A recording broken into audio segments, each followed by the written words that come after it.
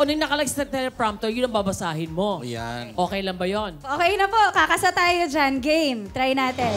Good evening mga kaawit bahay! I'm Maui David, naghahatid sa inyo ng balita dito sa Singgaling ngayong linggo. Isa sa mga jukebox bosses natin ngayong gabi, si Miss Ethel Buba ay sasabihin tungkol sa mga nagaganap ngayon. In her description, ang pakiramdam daw ay parang palakang kabkab. Kumukulab-kubag. Kalubukab pa lamang. Kumakalubukab na naman. We have now live Miss Ethel Buba for a response. Miss Ethel. Miss Ethel. Kakausapin. Go. May I get your opinion on this matter, Miss Ethel? This just in. I'm about say something about what you just said. Basahin mo talaga din, Ethel. Oh. It's quite unanticipated.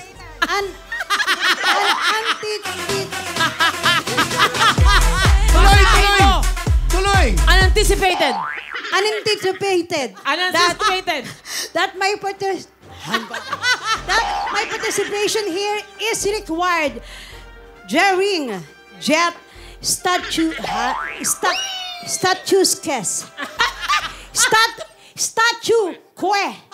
Tama. Sige. Miss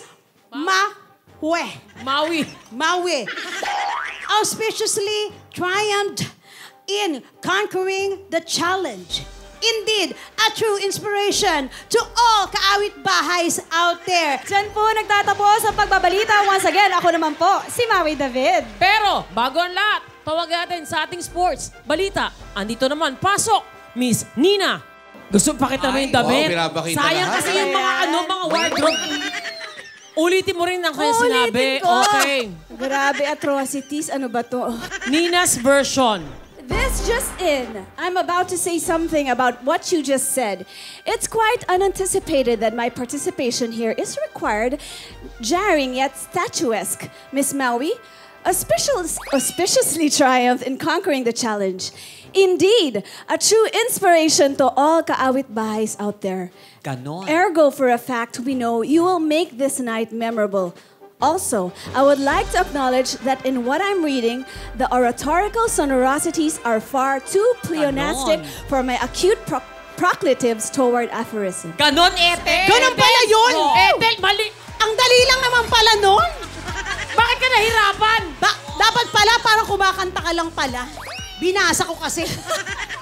Nakakaloka ka.